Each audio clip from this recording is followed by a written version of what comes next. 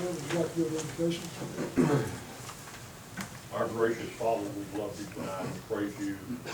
We acknowledge that you are the creator and sustainer of all things, and therefore, Lord, we need your blessings and need your guidance in all that we do here this night. We pray your blessings on this body as they take care of the business of the city. We ask that you bless them and guide them in Jesus' name. Amen. Would you lead us in pledge? Pledge allegiance to the flag of the United States of America and to the republic for which it stands, one nation, under God, indivisible, with liberty and justice for all.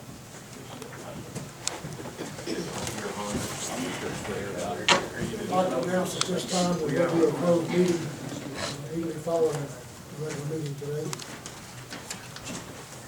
This stage, I guess, Mr. Cooper. Yes. You can go on, please. Junior.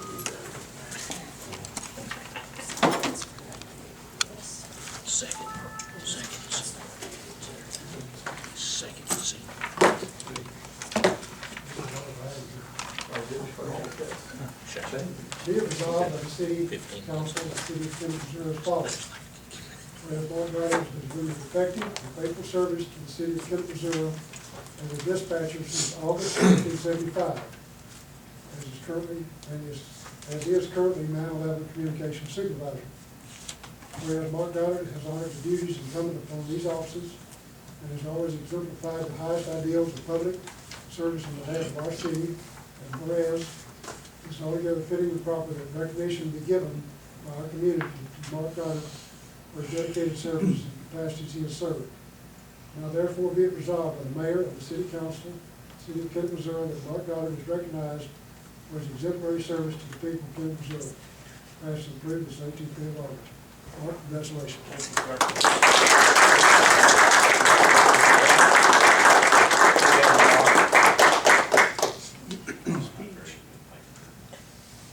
We didn't put this in your March there to start it, we was about 10. Wasn't too far away from there. I'd just like to say, I appreciate it, Mayor. Thank you, council. Thank you. I remember just like yesterday when I was hired in this building over here that's the, now the museum, so I guess I felt like a museum thief. When I came in that day to be hired, Mr. O's, who was city clerk at the time, said, Mark, you've got the job, but you need to work on one thing. He said, you're obese, and I guess I'm still working on it. So, I thank you all, and I thank the citizens of Kennett. I appreciate this very much. I Thank you. appreciate you. Good job. Thank you. Okay, in the package, you have the minutes from the August 4th meeting. Motion to approve. Motion. Second. Any discussion or corrections? All in favor, say aye. Aye. Opposed? Motion carries. On the committee reports, public safety, I don't have anything at this time. at this time. Street, We are in the midst of our busy season. I want to kind of remind everybody to keep their eyes open for the construction work and things that are going to be going on and are going on. And then I want to remind everybody we have a street department meeting at 5:30 a week from tonight as well. finance committee, Well, I've got some things I want to bring up. I will say that we're running a little bit ahead on the budget, something to the tune of $36,000 to the plus side, so that's good management, folks, thank you. But the other, I'll bring up as individual items on new business or whatever. and in keeping with Mr. Williams' comment of being under budget, that's good timing. And 1 month doesn't make a trend, but the sales tax coming in this month was down considerably, so something's going to have to keep our eyes on each and every month as we go forward. Chamber of Commerce not represented tonight. Department reports, public safety. Just a few things, Mayor. I put in your package the monthly report from last month, almost 1,900 calls of service. On Mr. Goddard, the city has employees that come and go. Few employees get recognized in the city, and I really appreciate the mayor, city clerk, and the council for addressing that. Mark has been, since day one, an exceptional employee. On time, does his duties and beyond, no complaining. From when he first started, dispatch was a very small little Bristol police department, not much, squad, they didn't have anything. And back then, Mark really didn't make any money, and, for what money he did, he went out and bought things for the police department communications. Everybody that's worked with us, and some of the city already knows that, but he's been a dedicated, loyal employee, and if it's in private business or in government, any department head, they just love to have people like that. It makes their job so much more easier. And I just want to thank Mark personally. I've known him for a long time. He goes beyond the call of what we did. I just appreciate his dedication to the city. Like I said, I've got the quarterly reports in there, and any questions for me or anybody heard anything good or bad? Okay, thank you. I did have a positive report from somebody in the community the other night. They told me that some of the officers were out there in their neighborhood, and they said they actually didn't know any of them, but they were very pleased with how professional they responded and acted, and were very impressed. That's good. Just mention that. We have a special detail working neighborhoods tonight. Thank you. Old business, Rob Ford. The dog pound is, Mr. Carter and his crew readjusted the dirt pile down there behind, and I talked to Mr. Bill Hyman today, and he will be starting this very soon to get the, pour the concrete and proceed with that job. So, sorry it's been a slow task, but I obviously know that the street department is up to their elbows in elephants or whatever else, and trying to do a whole lot of work for in light of the transportation issues. So we appreciate what they do, and we appreciate Randy sending some guys down there to move the dirt around. Good. We don't have a report from the animal shelter tonight, but first-hand knowledge, they continue to rescue out 20-25 animals just about every week. And lo and behold, we still don't have a shortage in town, so they're doing a heck of a job getting rid of them. Must be having a lot of litter somewhere. Still got plenty of dogs.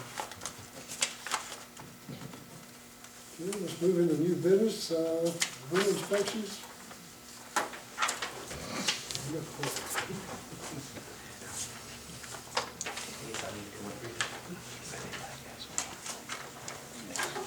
I'm here tonight to discuss rental inspections. I guess I'd like to request the city council to require an occupancy inspection on rental property.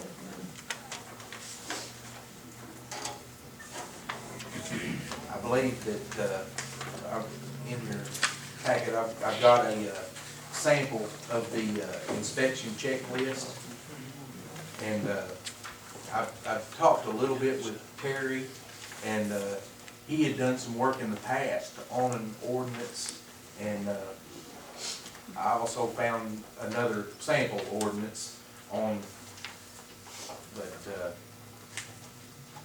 Is it all pass, no fail? Is that what's required in order to use to? no, not my plan. I mean, minor stuff, life safety stuff, yes, definitely. Minor stuff, yeah, you know, if they don't have window screen on the window, I'm not gonna fail it. You know, I will put it in the notes that it needs to be repaired in a certain amount of time. You know, but it's, you know, electrical hazards, smoke detectors, anything life safety would be it. Could we have this in a manner that would indicate that? In other words, a section that is, all these items in this section must be passed, and then, so that there's no, what I'm trying to avoid is any discrepancy, any discussion on, well, how about if we hedge this or hedge that? Yeah. And if we're gonna do this, I think we have to have it to where it's very, very clear cut. Yes, yeah. And it wouldn't be hard to do, just, Right. Rearrange color things a little bit. code, the ones that are, Okay. But on the other hand, I Definitely. like this form because I it do breaks too. it down by room. So, I mean, you got electricity in each room, so I mean, Yeah. you might have a problem in the bedroom and nowhere else in the house. I like it as well. So I just- it narrows it down and, you know, Yeah. pins it down for follow-up purposes. Color code would work. Question that, Yes, sir. discussion the other night, we're talking about these windows, and a lot of times, you can't even raise the window, Yes. besides not having a screen. Mhm. If that window cannot be raised, does that put that over in the safety of being, category of being unsafe? Yes.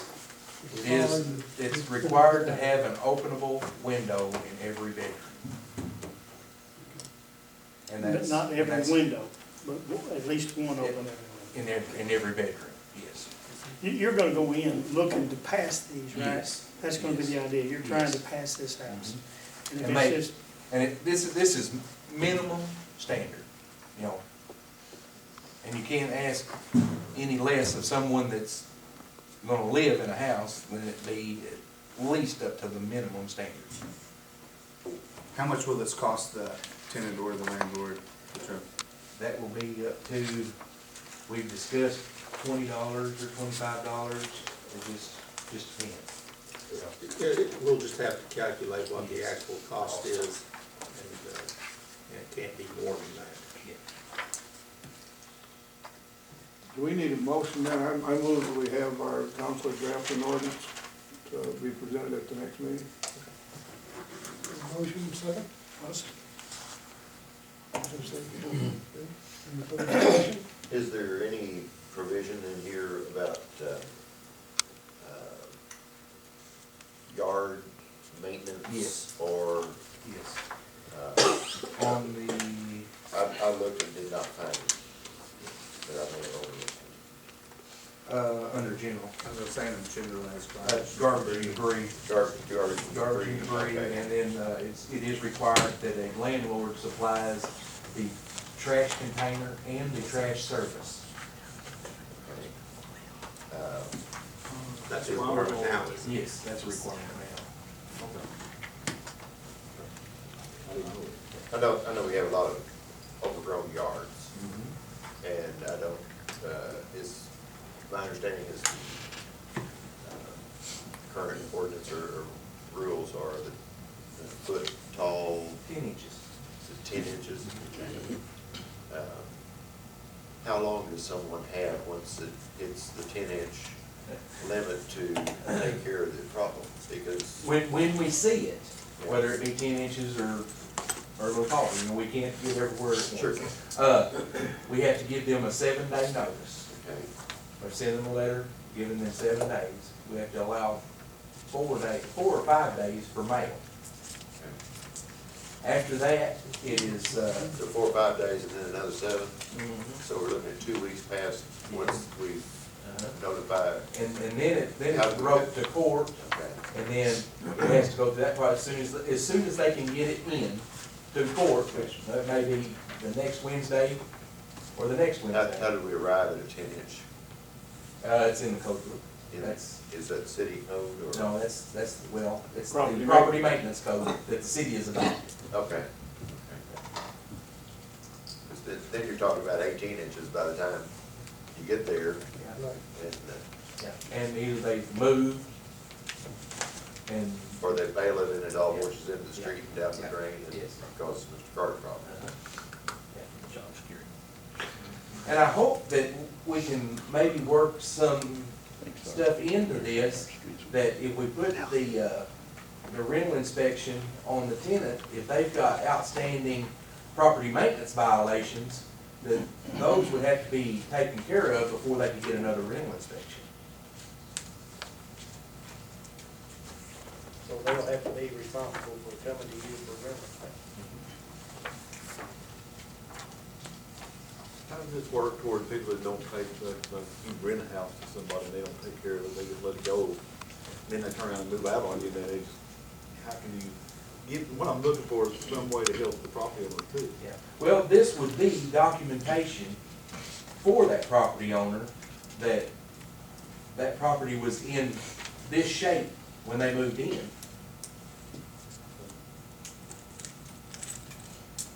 You will also have the renter's name in your file. Yes. So if they start building a track record, these kind of problems, the landlords can come in and check and decide if they want to rent to them or not. That'll be public record. Yes. So would this be mostly a move-in inspection? Yes. Would there be an exit inspection, or could there be if the landlord requested it? You know, say that someone moves out, Yeah, yeah, okay, and. the just for land- documentation purposes. Just for documentation purposes. And, you know, and then maybe there's a 3-month or a 6-month lag. And in that time period, somebody's broken 3 windows and decided they'd move in on their own, squatting. Yeah. You know, things do happen. Mhm. And, or, you know, the family of the possums decides to move in and, you know, does things. Yeah. So I'm trying to think, is there ways to cover the landlord? Would that throw legal liability back on us then? Possibly. I don't know if there would be any legal liability on us but I would think, you know, the whole idea of this is the main idea of this is to provide adequate housing, livable housing. And that's the idea of an occupancy permit. That's what this would require, is an occupancy permit. I don't think exit inspections would do that. The landlord can do that on their own. And they can do that on their own. They can document it on their own. Everybody's got a camera. Yes. So I don't think that would be a good function of the city. Okay, You got renters that tell you when they're gonna leave, you're a lucky man. sure. And two, I've added into this, an occupant load, which, you know, we've had trouble in the past with 10 or 15 people trying to live in a house. Well, if you've got the occupant load, then if it's 1,000 square foot, 5 people can live there. If it's in R1 residential, that's single family, and they all have to be one family. You know, Immediate damage. I don't know what's his name. So, And the landlord can they charge this $20 or whatever it is, we decide to charge that back to the renter? that's up to them. Oh, the landlord has to pay for this? Yeah, the tenant would pay. The tenant. Okay. Unless you went, if they sent the tenant up here to get a rental inspection and it failed, well, I would say that the next inspection should be on the landlord. Okay. If they sent somebody up here and it wouldn't pass, then they should have to pay for the next one. But they don't need to worry about it.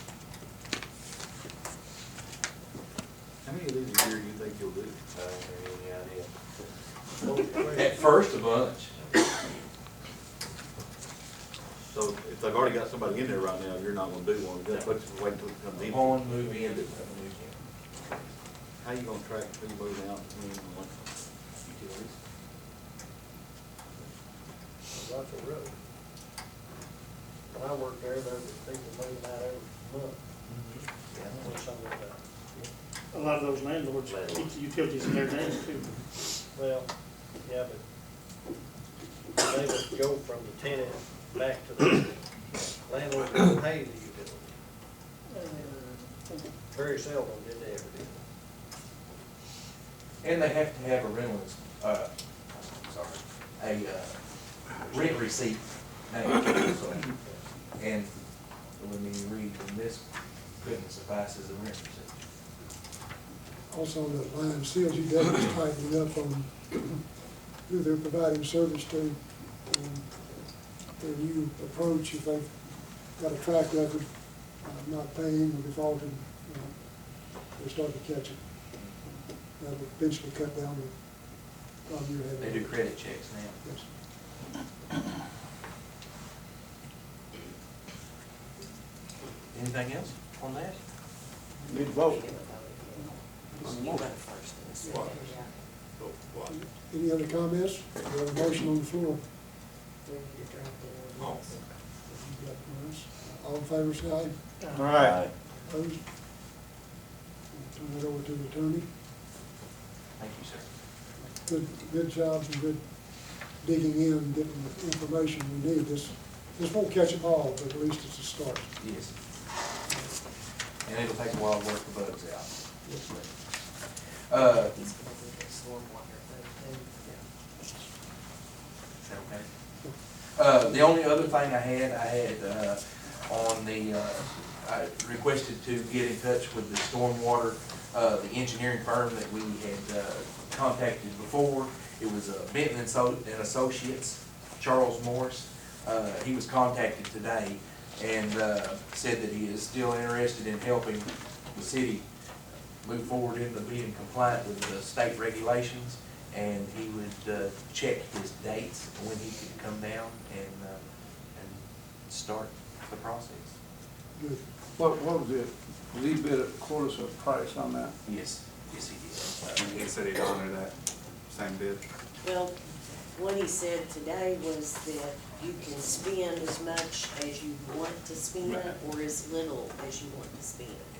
So it's really up to the city. I didn't have that, the one he sent with me. Well, the second one, he didn't send a quote. Yeah, when he came down, yeah, he had already sent the quote. The previous. Yeah, Well, in any event, yes. you know, you're chairman of the Public Safety Committee, and it falls under our jurisdiction, I think, and I think we should move forward with it. And Yes. that's Get what a we- study done so that we can show good faith to DNR that we're trying to move forward. And one of his, the goals on there was to get us in compliance with having a plan, helping us set a plan up that we can go by. Initially, we gotta have the plan, and then we work from the Yes. plan. Yes. Do we need a motion to that effect, or just? I think we talked about it last night, everything's good. Yeah. Okay. Thank you. Thank you. Just one item, kind of somewhat ties in with the wastewater deal. We're also researching cleaning out the ditches in the city. Talked about this about a year ago, and it kind of fell to the wayside and nothing was done.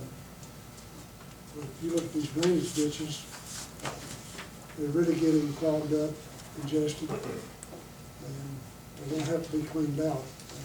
If we got into a flood situation, we're not gonna carry the water they should be carrying, so that's also in the process, and future meetings you'll be getting more information about it. Well, I was approached by one of the constituents in Ward 4 about it, and of course, I told him that the ditches actually belong to the drainage district, not to the city of Kennett.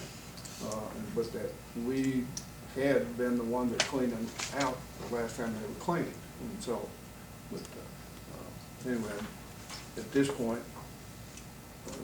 to respond to him, I wanted to know that we are looking for a means to get the money put forward to clean them out again. Yes, sir. Next up, we have an ordinance on disclosing potential conflicts of interest. The first reading is an ordinance of the city of Kennett, Missouri, to establish a procedure to disclose potential conflicts of interest and substantial interest for certain officials. This is a ordinance that we pass every year. We're required to pass it every other year. The reason we pass it every year is so we can make sure we don't forget. Because without this, each of you would be filing detailed financial reports with the state. So this is something we are required to pass every year. And this is exactly the same ordinance that we've passed over the last 15 or 16 years. So moved. Second.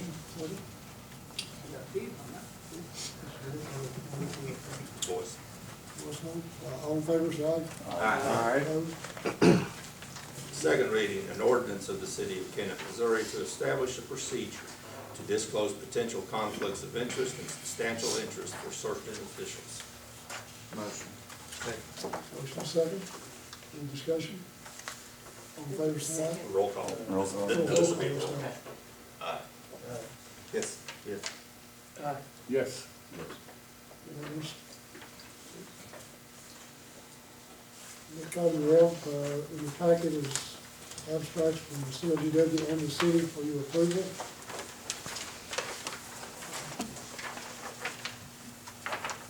Last meeting, I did accept it. Last meeting, I did accept it. Okay, have a motion, for the CLGWs. Motion. Second. Motion second. Any questions or comments? All in favor, say aye. Aye. Opposed? Motion carries. Need a motion for the city's abstract. So moved. Second. Second. Questions, discussion? Well, if we're under budget by 36,000, there can't be too much on there that's questionable. Good point. All in favor, say aye. Aye. Opposed? Motion carries.